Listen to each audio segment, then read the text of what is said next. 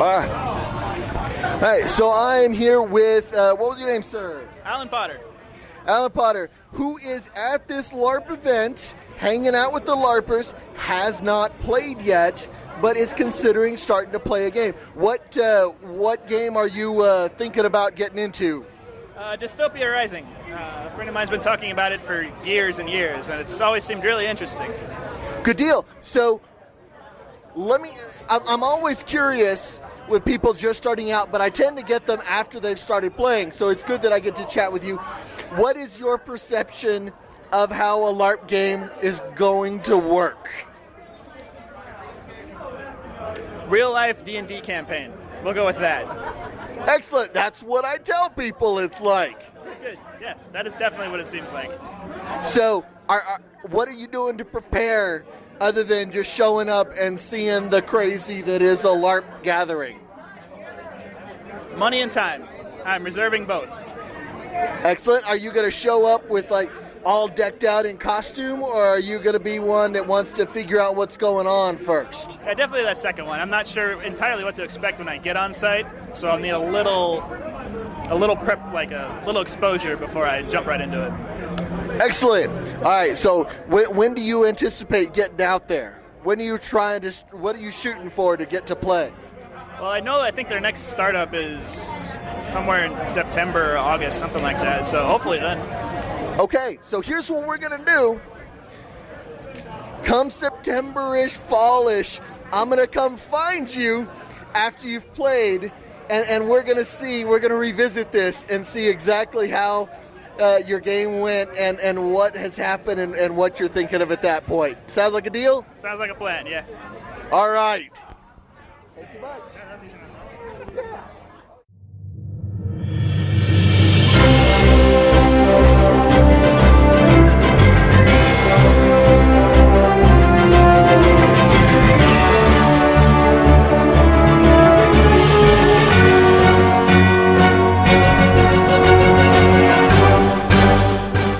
Howdy-ho, Adventures in LARP fans. We're back with a whole new show and new topics and the same people. So not everything has changed. We don't want you to worry. I'm Chris Glover here with Matt Griffith and Courtney Manor.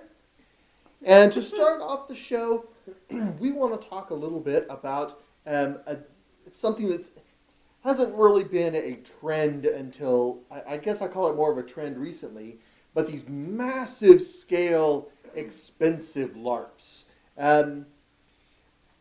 Recently, the biggest one that I've seen is one using the Harry Potter world. It started in Poland, where they played in an actual castle, a full immersive game. They played a couple of rounds of it, and that's it. They're not playing anymore. Understandable. I imagine that it was pretty darn expensive to set up, but also real expensive to attend. Since that one was so, the popularity was so high, there is something akin to that. I don't know if it's the same group or very similar, that's running it in the U.S. this summer, a couple of rounds. The tickets start at $400 and go to $7,000. That's not including your travel to get there to play. Okay, you're a wizard, Harry. Just for clarification, what's on the $7,000 ticket? The $7,000 is so when the ticket gets you room and board, it gets you lodging, gets you food in game. The $7,000 is where when you're lodging with a group of people, you get to pick, and your group, so it's $7,000 for a group, not for an individual. Okay. But a group of 4. So it's still a lot of money. Yes. But you get to bunk with the people you know, and there are extra clues in your room that connect with the game, which is kind of cool. But and you get your own owl. Something with that. So here's the thing that surprised me the most. Okay. The tickets went on sale for this, starting at $400, a couple of hundred tickets available. They sold out in 4 minutes. That does not surprise me. Wow. I know. So, first and foremost, if you're a LARPer and you think that $7,000 is a good price to pay for a game, I'm ready to start running some games for you. I will go to town if that's that's a crazy price tag. That'll pay my rent for a month or Now, two. I want to know, I know in Poland they're in an actual castle. Okay, I can see that. In the U.S., for those who don't know, we seem to be slightly lacking in castles. It's totally lame. Yeah, I know. It's like the indigenous peoples of America didn't start building castles for us when we, okay, that was terrible. That was terrible. Sorry. But I think you also have to take into account that LARP is much more commonplace in Europe, and it's a lot of people have the LARPing hobby. It's not as looked down upon, I think, as in the U.S. as something that only weird nerdy kids do. And so there are people in Europe who totally get into this and have the resources to manage it. Right. Well, see, so here's the thing, is that yes, in Europe, LARP is a bigger thing, and there's more money in general seems to be thrown at it.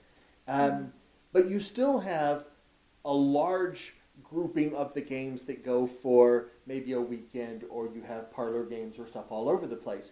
In the past, when you have a game as big as this was, there have been a few here and there.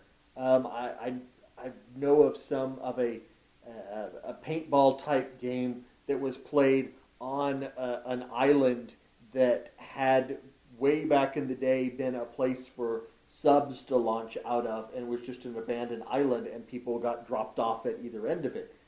That would be pretty impressive. There was the Battlestar Galactica game. I wanted to bring that up. Yeah, the Battlestar Galactica game that was played inside of a real battleship. Yeah, but see, those have been kind of few and far between, and they're really, really cool. But that one was in Europe as well. It was, but at the same time, what I'm after here is there have been a few, but starting with this Harry Potter one, they're running multiple rounds of it, and the tickets are going that fast, even here in the U.S. I wonder how much kind of Miss boggles Rowling my mind. collected from each ticket. You know, what percentage went to her? I hear she likes money. Who doesn't? Not me. I'm doing this for free. You're doing this for free, right? Yes. Okay. Oh. Yes. Yes. Yes. Yes. We're all. So, yeah, but it seems to be. Maybe it's just that it's this Harry Potter game that's being recycled a couple of times around because it's Harry Potter and it's full immersion. But I wonder if this is a sort of a trend that might continue on with massive games. Now, obviously, you're not going to get as many players, but I don't know. It seems. I mean, we had the local one pop up when people realized that Newell Nutch Scholar, the one up here in the U.S., was going on the one that sold out in 4 minutes.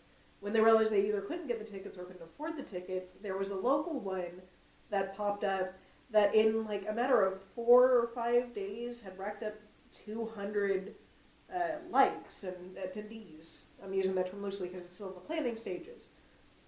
But it literally exploded. Like when I joined this group, it had maybe 75 people. If I were to look at it now, it's the Harry Potter Community College for wizards that can't afford the big trip.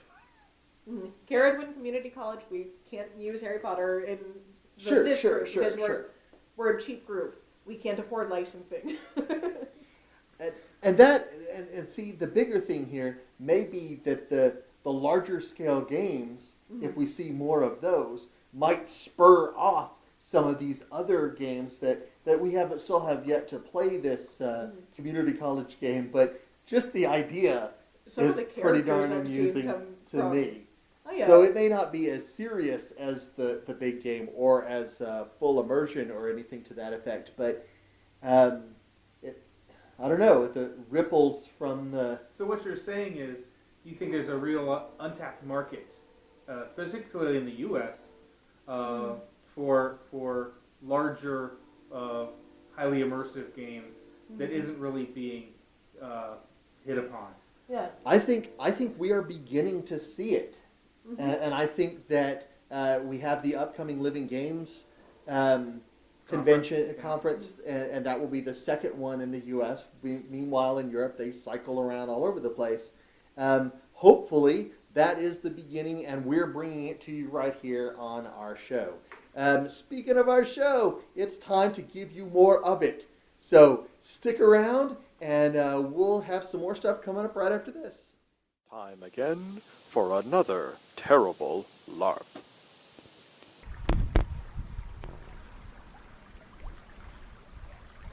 This has been another terrible LARP. Hey, Adventures in LARP fans. I'm here today talking with Mr. Alan Hops, who has nothing to do with LARP. And you might say, what are you doing talking to this guy? But that's because you may not have seen his videos, and you would be amongst the few. So Alan works in the haunt industry, and the reason we're here today is that a lot of the things that we do in LARP, we can branch out and get ideas from other places, and in haunts, they have to do lots of prop making.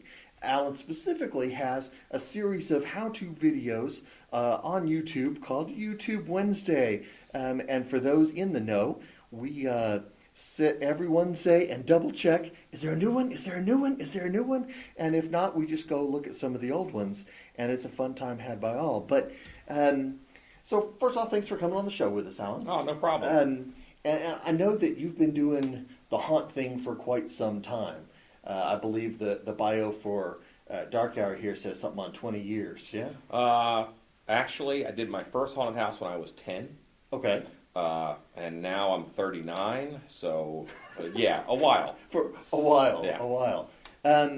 When you started doing the YouTube Wednesday videos, what prompted you to start doing a large series of videos like that?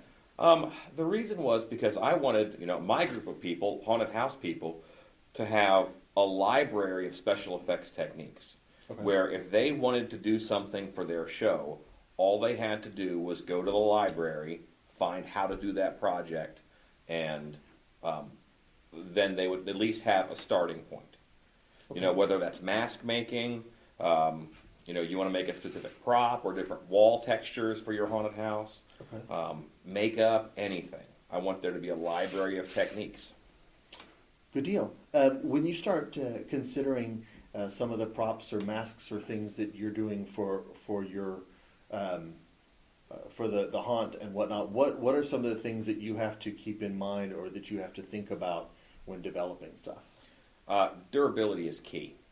It has to be very durable because pretty much anything that you give to a haunted house actor, they're like 3-year-olds that can bench press 350 pounds. See, LARPers, it is the same. They don't think about stuff. They're just going to tear it up. So it has to be almost bulletproof in Right. order for it to survive a haunt season. It's going to be used for 6 hours a night every weekend. And they're going to be hitting it against stuff and trying to destroy it. Yeah. I've been working on an arch right now, and I had to make it nice and durable because I know somebody's going to run into it in the middle of combat. Sure. And the same sort of thing applies. So when you start developing things and you start looking at particular props, how often do you have to develop new techniques for something versus go back to the same old, hey, I've done this 100 times? Pretty often. And one of the things that I really try to do is I try to make what I'm making accessible to whoever's watching the videos. Okay. So I try not to order from special suppliers. If I can make something from stuff I can get from Home Depot, even better. But to do that, a lot of the time, I have to kind of develop a technique for that to be able to work. Okay. So a lot of the stuff that I have shown on my channel or developed has been things that I've had to kind of refine the way that I do things in order to make it accessible. Right.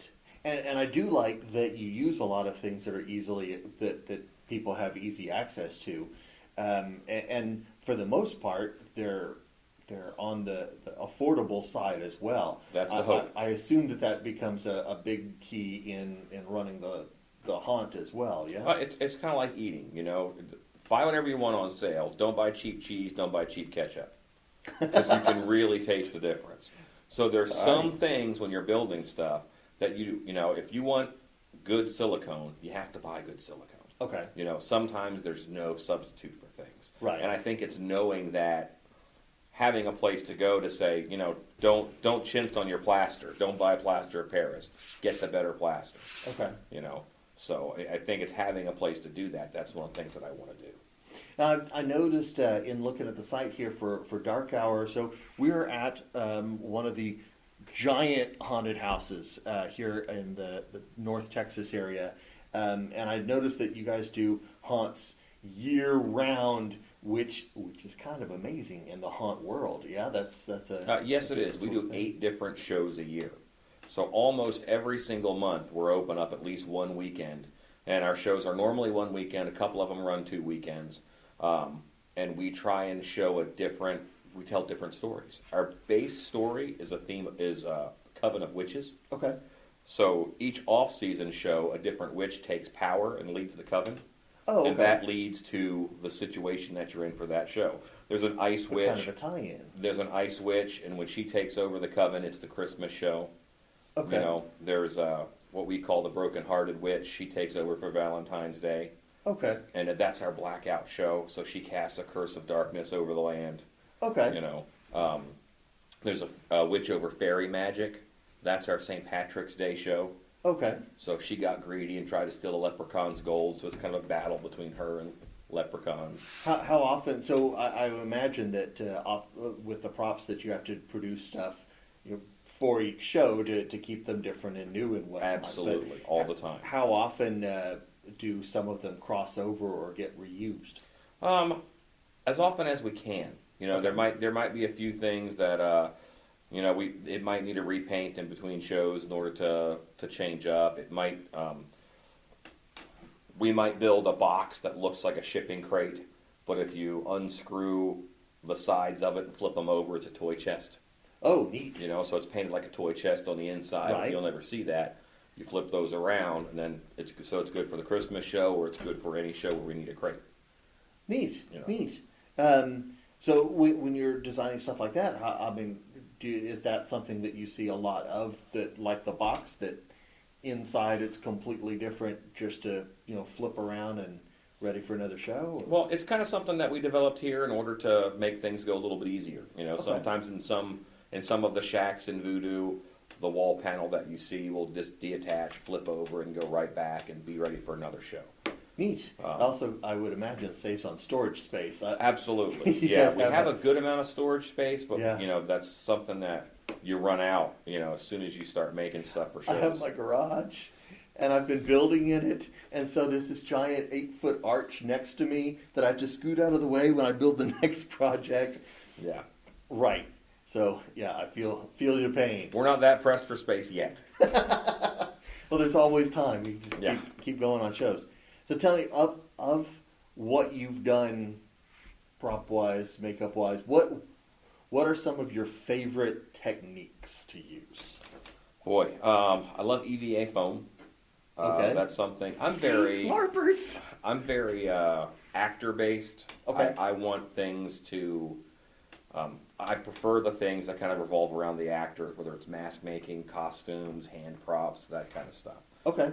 I can put on one heck of a haunted house with 10 friends in great costumes, even just by going into the woods. You know, Right. I can put on a good haunted trail there. If I had awesome sets, but no actors, I couldn't put on a good haunted house. Okay. So that tells me that costuming and acting is a little more important than just the set work. Right. So EVA foam is a big one. I'm a mask maker. It's one of my favorite things to do. I like to sculpt in clay, make a plaster mold, make a latex mask. Right. So that's And I keep watching That's that. big. I'm a big fan of the show Face Off. And I'm like, yeah, I will have time to do that at some point. yeah. But someday I will have time. But yeah, it does look like quite a bit of fun. It's very cool to have a monster in your head, Right. and then work for a while, and then see it walking around. That's We really neat. for one game we created a 7 foot tall rock monster where the hands and arms were going to hit people, so they had to be spongy foam. Mhm. But the whole thing we built off of cardboard and then spray foam, and we just sliced it with electric knife to look like rocks. Gotcha. And it's quite cool. It's sitting in my house right now, and when people come through, whoa, there's a big thing in the hallway. Nice. It's a lot of fun. Haven't gotten to the clay makeup yet, the clay masks yet. So, how often? So when you're here and you're working on various things and you're looking through the haunt, how often do you go through and just pause and say, that's just really cool? About 70 times a day. We get to do some stuff here that's pretty remarkable, and a lot of my job is I'll draw an idea on a napkin as director here, Right. and then I hand it to one of my guys to build, and then if they get stumped, because I have a good background of making things, if they get stumped on a part or a project or what should I use for this, they'll come to me and I'll set them back on the right path, and then it kind of gets spit out to me as a finished project. I'm like, man, that's awesome. I drew that on a napkin, that's cool, How much hands-on do you still get as director? I have to sneak. I'm pretty busy as director, but normally I'll work an hour or two after everybody else. And when Right. no one's here to call me on the radio, no one's here, I can go sneak off and work for a bit. Or I'll come in early sometimes. Far less likely than me staying late. But, but yeah. Cool beans. So with Dark Hour, I know the Dark Hour has been around for a couple of years now. We had our website third site. Halloween just in October. And you've been connected with the whole time, or? Yeah, with Okay. Dark Hour since its inception, basically. And I know that your whole thing with YouTube and stuff is connected with Stiltbeast Studios. Stiltbeast Studios is kind of the company that I formed in Okay. order to help haunted houses. There's a lot of companies out there who they have the mindset of, I make this product, I don't want anyone else to make this product, and so that's what I'm going to do. My mindset is, the industry needs this, I'm going to start making this, hoping other companies will copy me, and then I can stop making it, and then I can go fill another hole in the industry. I love that. So, but I'm not going to run out of ideas. I don't think that's the case. And if Right. if you're hoarding on to one idea, your idea is that drawing on a napkin. Let it go and see how far it can grow. Right, And that's one of the things that I really like to do. right. Lately, I've been experimenting with a couple of folks with microcontrollers, Arduinos, Raspberry Pi, Mhm. because of that sort of capability that you can then build that into things, and it's all just open to, and the community, even if it's Yeah. not a community of haunters or LARPers, it's a community that says, oh, well, you just do this here, they found some code. Yeah, it's very supportive. There's a lot of even groups where you can go and say, I need to do this, and a person will hop on and say, oh, well, I wrote a code for you, just see if it works. Right. And that's pretty crazy. Yeah. So do you have a collection of some of your own props or things that you really like that have been retired from anything like that? No. No. See, No. my wife tells me I really need to clean out parts of the house, so maybe I need to take a page from this. I mean, I don't. The only room that you'll find masks in my house Yeah. is the room that is set aside where it's shelves full of masks that I'm taking to a trade show. Okay. That and the ones in progress in my garage. I'm not a big collector. I think I have one mask that I retired, and that's the mask I was wearing when I met my wife. And I retired that, Okay. and that sits on a Okay. shelf upstairs. Has some meaning to it. Right, exactly. But normally, no. I mean, everything was kind of created from mud, Right. with your clay. basically you're making mud pies. Okay. And we can make another one if we need to. Right. If you had a message just to tell to people crafting things out there, what would be the biggest piece of advice? I will shorten it and then I will explain it. Okay. On the end of a lot of my videos, I say go make stuff. Right. And what I mean by that is don't draw it out. Don't plan it. You can die with 70 notebooks full of cool stuff you were gonna build. But that doesn't get in anybody's hands, you know? Actually make things. Make physical objects. There's a thing in the world today where people have jobs and their whole job is moving information or reprocessing information from one place to another. They sit at a computer all day and their desk looks the exact same at the end of the day as it did when they started. If you have a job where you're a framer of a house, you go into work and there's a pile of wood. At the end of the day, there's walls up. Okay. And you can look and see what you've accomplished. So I think one of the best ways for people to see themselves accomplishing something now is in a craft sense, is to make something. You know, that's why knitting is becoming huge again. That's why canning and preserves are becoming huge again. You're doing some effort, and then a product is coming out of it. You know, those used to be jobs. People did that for work. That's what they had to do, you know. Right. Now we do it for fun because we're so eager to create something, you know, something physical. So go make stuff. I like that. Just start making stuff. I like that. After the show, finish it. Put the show on a tablet or something. Then you can take it with you. But after the show. You know what? One of my favorite things to do is I'll have a YouTube playlist going while I'm in the shop building. Okay. You know, on the door of my garage, it's a big white door. I'll set a projector up and I'll watch YouTube videos while I'm sculpting or while I'm doing whatever.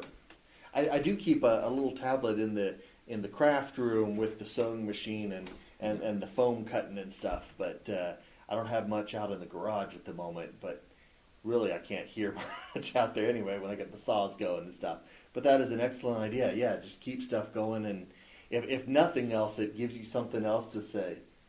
Yeah, I like the curve on that. Let's throw it in there's a balance to that. I think you can either consume or you can create.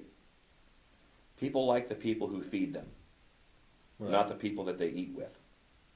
You know what I mean? So you could be a consumer of what everybody makes. Sure, everybody loves The Walking Dead, everybody loves Face Off. Or you can make that stuff. You know, you can make the costumes, you can make that, and then you are feeding a whole bunch of creative consumers who like that stuff. That's excellent. Yeah, wonderful advice. Well, I think we're going to pause on that, and I do really thank you for your time and being on the show. And guys, if you get a chance and you're up around the Dallas area, look up Dark Hour and come see what they have created here. I'm just down the hall from. I just saw something at the end of the hall, and it just looks cool.